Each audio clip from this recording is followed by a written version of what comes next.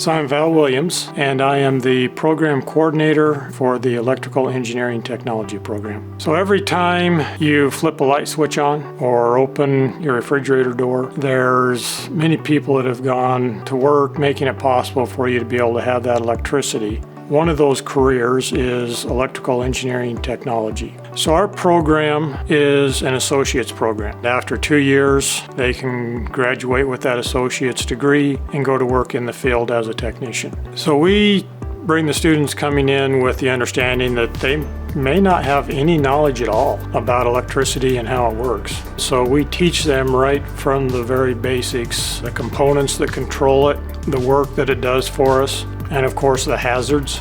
And that's done in the classroom.